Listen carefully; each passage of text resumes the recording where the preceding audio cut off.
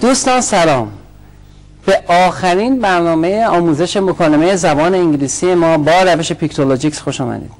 امیدوارم که در طول این 90 برنامه که ما در خدمتتون بودیم چیزهایی که خواستیم ما هم دیگه یاد بگیریم و یاد گرفتید. از روش ما خوشتون اومده. ما سعی کردیم، من و دوستان خودم در اینجا سعی کردیم که به نوعی به شما نشون بدیم که با استفاده کردن از قدرت تخیل، با هوش ایرانی و استفاده کردن از هر 5 حس خودتون بتونید بر مشکلاتی که در امر آموزش زبان هست تا حدی، ما تعداد زیادی جلسه حضورتون نبودیم، اگر 90 برنامه رو نیم ساعت در نظر بگیریم 45 ساعت میشه. نیم چیزی که معمولا الان رایج هست، یعنی 30 جلسه 1 ساعت و نیمه، یه خود کمتر یه خود بیشتر. دیدید که بسیاری از مطالب چیزی حدود 2000 کلمه رو با هم دیگه مرور کردیم. بارها این کلمات اومدن، به بهانه این تصاویر تونستیم اینها رو در کنار هم بچینیم. بله، من باز برمیگردم به همون صحبت اولیه که حضورتون داشتیم، از همون روزهای اول که این زنجیر رو همش نشون میدادم، میگفتم که کلمات مثل دانه های زنجیر هستن که توسط قوانین بسیار محدودی که به اون گرامر میگیم اینها رو به ما کمک میکنه که اینها رو کنار یکدیگر بچینیم. در برنامه‌های قبل، مخصوصا در 4-5 برنامه اخیر که ما فقط به زبان انگلیسی صحبت کردیم، دیدید که چطور دوستان من با تعداد بسیار زیاد کارت، 25 تصویر کنار یکدیگه، ببینید چندین زنجیره رو باز به هم دیگه میچسبوندن و به نوعی داستان میگفتن. امیدوارم که شما تا حدی قادر شدید که به این گونه عمل کنید.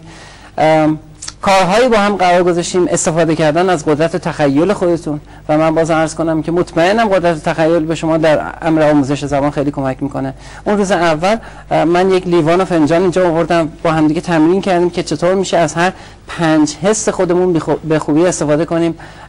حس بینایی، بویایی، چشایی، لامسه و شنوایی در یاد گرفتن. تصاویری که قرار میدادیم اینجا من و همکارانم، به هر حال یکی از این حس‌ها دخیل بود، یا 2 تا یا بیشتر، به هر حال یکی از اونها، و با به کار گرفتن کلماتی که بلد بودیم و همون قواعد ساده ما این زنجیره رو می ساختیم. از اول 1 حلقه بود، بعد در 2-3 جلسه شد 2 حلقه، 3 حلقه، 4 حلقه، تا من فکر می‌کنم الان زنجیره چند متری، حداقل بیشتر از 1 متری ما اینجا خدمتتون نشون دادیم و ساختیم. و باز عرض کردم که سناریو نداشتیم، تصاویری که از اینجا برداشته میشد کلاً به صورت تصادفی بود و این باعث میشد که شما گام به گام بتونید در کنار ما باشید. یعنی واقعا اینکه در عمل و به نوعی به وضوح ببینید که میشه این کارو کرد، میشه با تعداد محدودی قواعد گرامری و تعداد کلماتی که تا آخر عمر باید یاد بگیریم، هر چه بیشتر یاد بگیریم بستگی به علاقه و تجربه شخصی شما این کلمات تعدادشون فرق خواهد کرد. ولی به هر حال یاد گرفتیم که چطور از مواجه شدن با چیزهای جدید نترسیم و صحبت کنیم. ملاحظه کردید که در 4-5 جلسه اخیر فقط به انگلیسی ما چقدر تونستیم از این تصاویر به خوبی استفاده کنیم و با هم قواعد گرامری و لغت‌ها رو تمرین کنیم. حالا کاری که امروز میخوام بکنم، همیشه جلسه آخر هر چیزی واقعا ناراحت کننده است، منم از این بابت زیاد احساس خوبی ندارم. احتمال داره که دوست عزیزی بیننده اول ما هست، یعنی به نمیشه بیننده اولین جلسه و آخرین جلسه، چون آخرین جلسه از این سری هستش. یک بار میخوام به کمک دوستان خودم در اینجا خیلی سریع، البته غیر ممکنه که 90 جلسه رو بشه کنسایس بسیار خیلی موجز کرد و گفتش، ولی به هر حال اون قسمتایی که با این دقایق اندکی که ما داریم، قسمتایی که باز فکر میکنم مهم هست. مثلا هر بار خدمتتون میگفتم یک دفترچه داشته باشید بنویسید، چه با برنامه ما و چه هر طور دیگه که انگلیسی یاد میگیرید این کار خوب هست، نوشتن و تمرین کردن. یک ضرب مثلا از اون روز اول خدمتتون میگفتم practice makes perfect. هر چقدر تمرین کنید، مثلا کار نیکو کردن از پر کردن است، هر چی بیشتر تمرین کنید راحت‌تر و بهتر یاد میگیرید. خب دوستان، پس ما الان تلاش میکنیم، من و همکاران من در اینجا، که تمام مطالبی که در این مدت خدمتتون عرض کردیم به صورت کاملا موجز و فشرده بتونیم تا اونجایی که وقت ما اجازه میده باز خدمتتون ریویو و دوره کنیم. اگر اون نوت‌های خودتون رو دارید و احتمال میدید که قسمتی از اون از قلم افتاده، حتما دفتر خودکار قلمی حاضر کنید و بنویسید.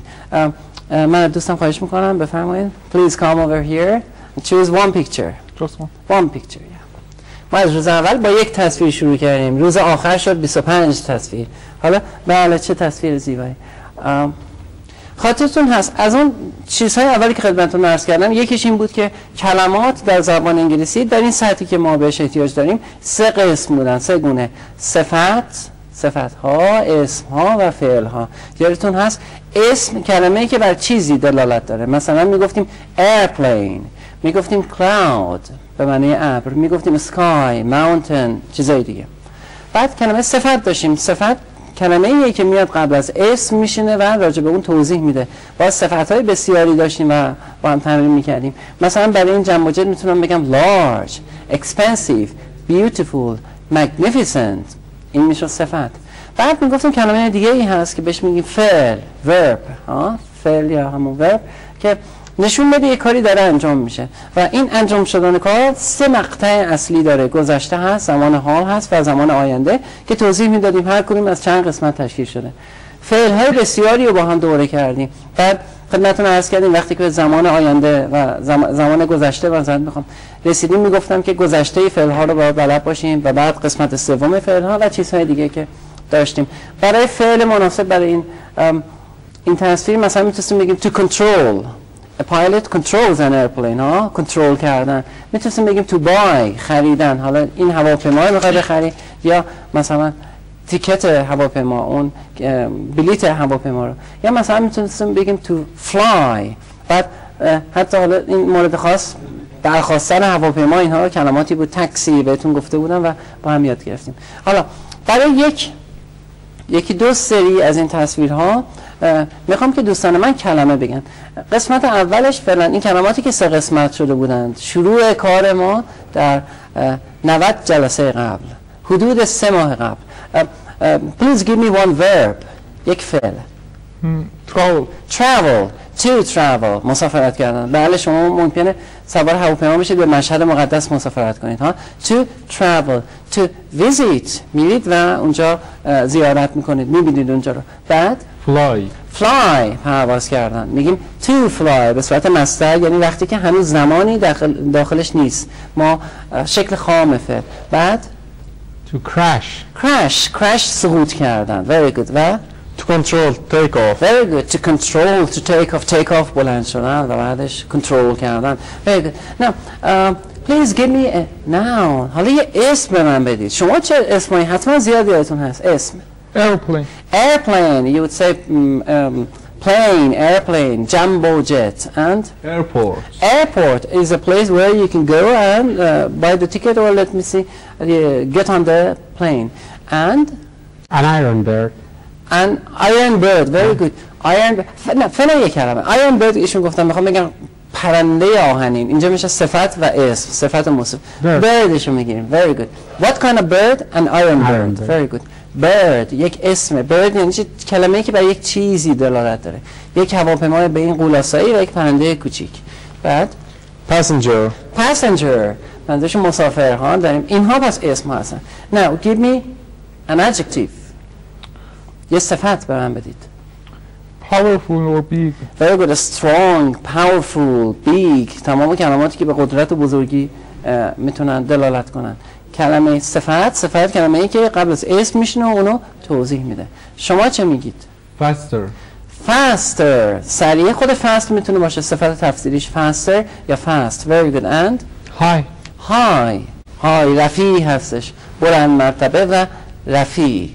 Maybe it's huge خیلی وسیع و بزرگ هستش. بله صفت بسیار خوبیه. بسیار خوب. حالا میخوام که اینو لطف کنید بذارید زمین. یک تصویر دیگه. قسمت بعدی که با هم کار کرده بودیم عباراتایی که با there is و there are، اولین حالت جمله کوچیک و ساده انگلیسی که با هم کار کردیم. there is و there are. وقتی که یه دونه بود میگفتیم مثلا there is a chair here، اینجا یه صندلیه. یا میگفتیم مثلا there are some apples in the basket. There are some apples in the basket. حالا با تصویری که شما انتخاب کردید میتونید با there is و there are خوب بگید من اینجا. اوکی. یک سری جمله ساده با there is، اولین زنجیره هایی که کوچیک بودن، اول یکی بودن بعد 2 تا بعد 3 تا. حالا با there is و there are بفرمایید. There is a bottle in this picture. There is a bottle in this picture. There is a bottle in this picture. بعد There are many pills in this bottle. Very good. Pills یا tablets. There are میتونیم بشماریم یه دونه دو تا سه تا. There are many tablets in this bottle. Very good. و There are many patients in this hospital. Very good. ایشون خیلی وسیع‌تر داره میبینه. میگه اینجا یه هاسپیتال یا بیمار. همون تخیلی که عرض کردیم و دیدید که چطور به کار گرفتیم در طول این برنامه. There are many patients in this hospital. Very good. و There are many pills in this picture. There are many pills. There are many pills in this picture. این فرم بعدی بود که کار کردن. There are many pills in this picture. Very good. Now put this down. Another picture.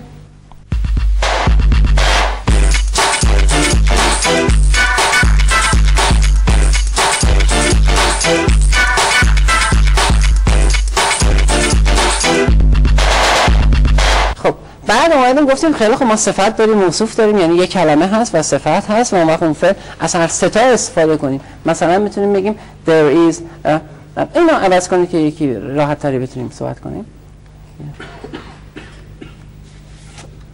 خوبه این بهتر میشه صحبت کرد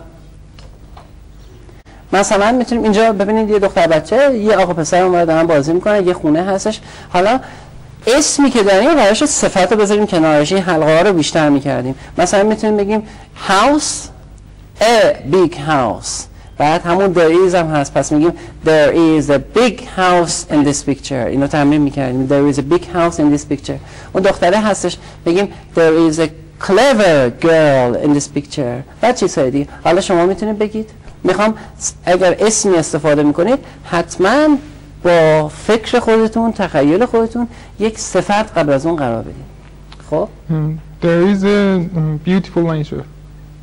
There is a beautiful nature in this picture ها اگر اون طبیعتی که پشتش هست و ما میتونیم در نظر بگیریم There is a nature یک اسم اون محیط و اون فضای طبیعی که هستش There is a beautiful nature in this picture و There's a white cloud in this sky. Very good. White رنگ ها رو چقدر با هم کار کردیم. There is a white cloud in the sky. Very good.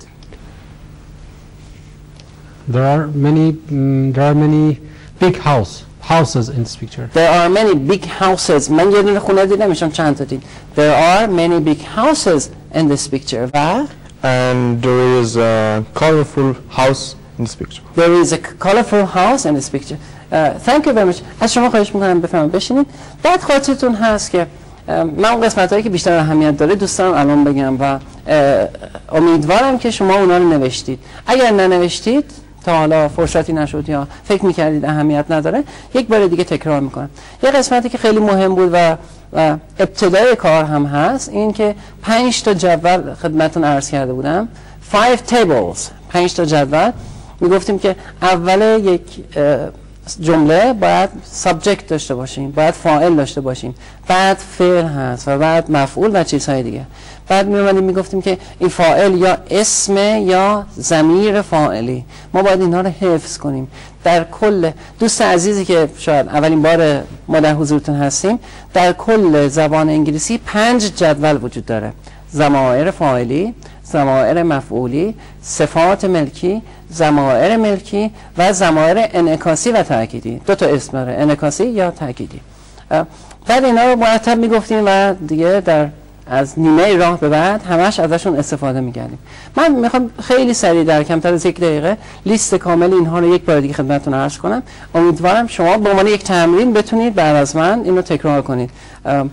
بریم یک بار با هم ضمایر فاعلی یعنی رتبه اول جمله ما Number 1 قسمت اول تقریبا تمام جمله I, you, he, she, it قسمت های مفرد و بعد جمع ها رو داشتیم We, you, they پس اول جمله شما یا باید یک اسم قرار بگیره یا یکی از اینها بعد ضمایر مفعولی رو داشتیم میگفتیم me, you, him, her, it اینها مفردها هستن و بعد قسمت جمعی که داشتیم us, you, them قسمت جمعش بود بعد میگفتیم صفات ملکی صفت کلمه‌ای که قبل از اسم میشینه راجع به اون توضیح میده مثلا میگم my pen میخوام بگم اون خودکار شماست میگم your pen پس ما هم دیگه میگیم my, your, his, her, its قسمت های مفردش بودن قسمت جمعش داشتیم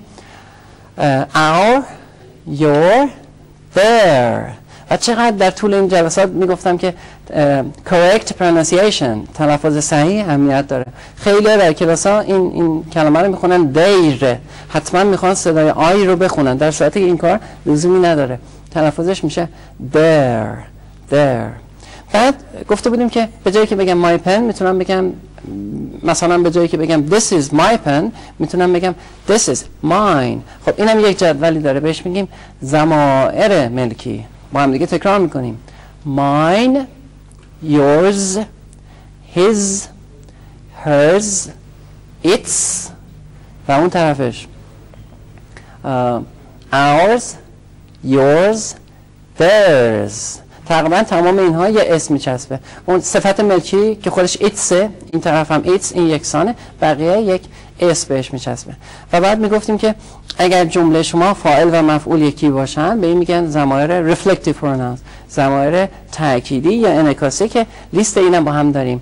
myself، yourself، himself، herself، itself مفردها و 5 تا این طرف، یعنی قسمت جمعش که این طرف هست ourselves، yourselves، themselves. و این تمام.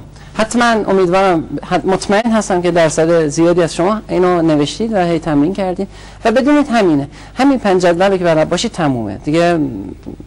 در کلیت زبان انگلیسی ما جدول بیشتری نداریم، یعنی تمام ضمایر در این خلاصه میشن. بعد بحث اصلی دیگه که داشتیم گفتن زمانها بودن که ما میگفتیم زمان میاد قالبیه که نشون میده یک فعل در چه برهه‌ای انجام شده، چه وقتی صورت گرفته. 3 حالت کلی وجود داشت که هر کدوم اینا به 4 قسمت تقسیم میشدن. زمان میتونه گذشته باشه، حال باشه، آینده باشه. هر کدوم اینا به 4 قسمت تقسیم میشدن. 12 قسمت در نهایت ما در انگلیسی داریم. 4 تا از اونها کاربرد خیلی زیادی نداره. ما که از اول نمیخوام خیلی ادوانس یاد بگیریم، پس اون 8 تا، حتی 8 تایی هم که با هم کار کردیم بعضیا اهمیت خیلی بیشتر از بعضی دیگه دارن. به هر حال ما 8 تا از این زمانها رو با هم تمرین کردیم. حالا برای تکرار مجدد این زمانها از دوستم خواهش میکنم تشریف بیارن. کاری که الان میکنیم با تصاویری که باز هم تک به تک برای اینکه ساده باشه داریم این 8 زمان رو با هم مرور میکنیم. دوستان باز عرض کنم اگر شما زمانها رو خوب بلد باشید انگلیسی تقریبا دیگه حرف زیادتری برای شما نداره. لغت تا عمر داریم باید یاد بگیریم، زمانها رو ولی میشه تو چند جلسه چند روز یاد گرفت. Please take one picture. One choose? Just one picture, yeah. حالا دوستانم میخوام که هر کدوم یک جمله بگن. سعی کنید جملاتون علاوه زمانی فرق کنه با دیگه. میتونید سوالی منفی باشه، positive, negative questions، همه اینا رو کار کردیم. الان به اختیار شما هر چی بگید بفرمایید و من یه تحلیل کوتاهی هم میخوام کرد. بفرمایید. When I was walking in the یه جمله ساده فقط، نمیخوام در کنار هم. اوکی، یک جمله ساده. Yesterday I went to the park and took rest. Took some rest. Yesterday I went to the park and took some rest. 2 تا جمله کنار هم ایشون قرار داده. Yesterday چه زمانی گذشته است؟ میگن رفتم، تموم شده رفته. و میگیم simple past. و خدمتتون عرض کردم که شکل فعل ها یا برای گذشتهشون کافیه که قسمت گذشته رو بلد باشیم. 2 حالت داره، یا با قاعده هستند فعل ها، یعنی با افزودن ایدی گذشته میشن، یا اینکه باید گذشته اونها رو حفظ باشیم. Yesterday I went is the past tense of go. گذشته فعل go هستش. Yesterday I went to the park and took some rest. Okay. شما؟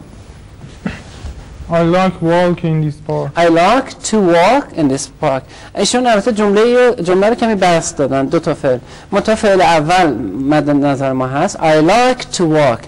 زمان حال ساده هستش. هر عبارتی که هر فعلی که بر چیزهایی که به صورت روزمره تکرار میشن، وقایع علمی، حقایق، بر این چیزها دلالت دارن، بهش میگیم زمان حال ساده. I like دوست داشتن، این یک چیزی که معمولا عوض نمیشه، به صورت یعنی یک ماهیتیه که تغییر خاصی نمیکنه. I like to walk in the park. Very good. و I haven't gone to this park since last week. Very good. I haven't gone to this or I haven't been is better. Been شاید بهتر. Yeah, I haven't visited this park. I haven't walked چون بین gone و چیزی یه اختلاف کوچولی وجود داره. I haven't visited or I haven't walked in this park since last week. زمان حال کامل به صورت منفی استفاده کردن. کاری از زمان گذشته شروع شده تا لحظه حال ادامه پیدا کرده، خودش یا اثرش. امکان داره تمام شده باشه، امکان داره که باز هم ادامه پیدا کنه. حالا منفیش کردن I haven't walked in this park since last week. از یک هفته قبل تا حالا تو این پارک قدم نزدن. شاید بعداً بزنن، شاید نزنن. بهش میگن زمان حال کامل، یا بعضی از همکاران من میگن ماضی نقلی. I haven't walked in this park since last week. And I was walking through the grass. Very good. I was walking on the grass or through the grass. Okay. I was walking.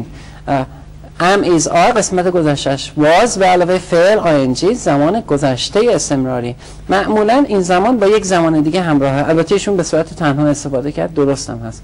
یک زمان یک کاری در حال انجام شدن بود به صورت استمرار، معمولا قطع میشه. من کمی خودتون میتونید یه خورده یه گذشته ساده کنارش بگذارید که معمولا با فرمول های معمولی I was walking through the grass, then I saw not my through the grass, on the grass. on the grass, then I saw my friend. I was walking on the grass when then I saw my friend. اولیش گذشته استمراری، دومیش گذشته ساده. I was walking on the grass when suddenly I saw my friend. یک کاری داشتن میکردن، بعد این حالت استمراری داشته، مداوم بوده، بعد یک فعل لحظه اون رو قطع میکنه. Suddenly I saw my friend. saw گذشته seen. Very good. Now I want to make a question with this one. موقع سوالی و منفی درست کردن هم باز زمان ها دخیل هستن. یعنی وقتی میگیم که زمان مهم هست، بخاطر اینکه تقریبا هر جمله‌ای که میسازید در اون زمان وجود داره. Okay. Can you make a question? Have you ever seen this man? Very good. Have you ever seen this? Is it a man or a woman? Okay. I think man. Okay, man or woman. It's not that much clear. Have you ever seen this person? Have you ever seen چه زمانیه؟ حالا کامل ماضی نقلی یا ماضی نقلی دیگه خیلی کم گفته میشه. Present perfect tense. باز هم عرض کنم برای بارها چندمین بار اینکه این اسم ها شما رو نترسونن. در هنگام مکالمه شما فکر نمی‌کنید حالا زمان حال بگم فهم. نه، اینطور نیستش. ما به عنوان تدریس کردن باید این اسم ها رو به کار ببریم برای اینکه کارمون کلاسه شده باشه، یعنی یک الگو و نمونه خدمتتون داشته باشیم. برای صحبت کردن اصلا به این چیزا دقت نکنید. این اسمش چی بود چی نبودش. Have you ever seen this man؟ یک جمله زمان حال کامله. And you make a question.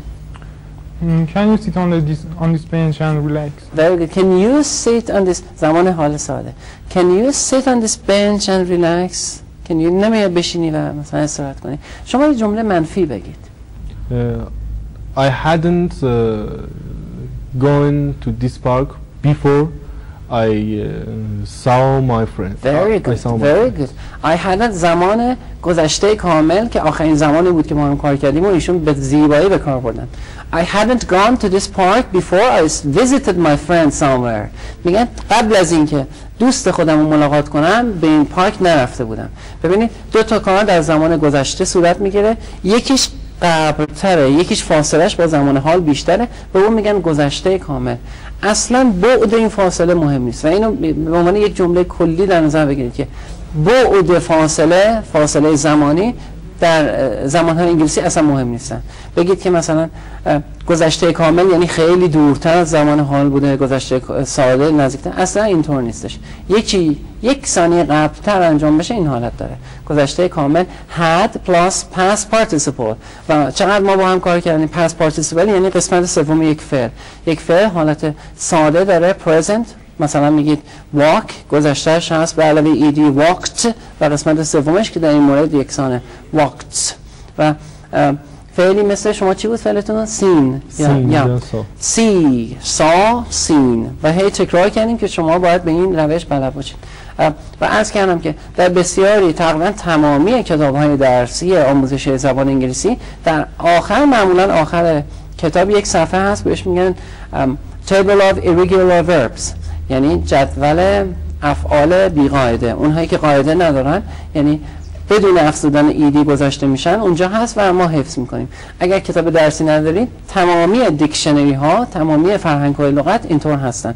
در ابتدا یا انتها، معمولا انتهای کتاب شما این جدول رو دارید. پس حتما، چون این قسمت سوم فعل خیلی مهمه، حتما ما باید اینو حفظ کنیم و تعدادشون چون خیلی زیاد نیست حفظ کردنش دشوار نیستش. I haven't seen this park before I saw my friend. زمان گذشته ساده، قبل از اون یک کاری انجام شده میشه گذشته کامل. Very good. Now you make a question again. Okay.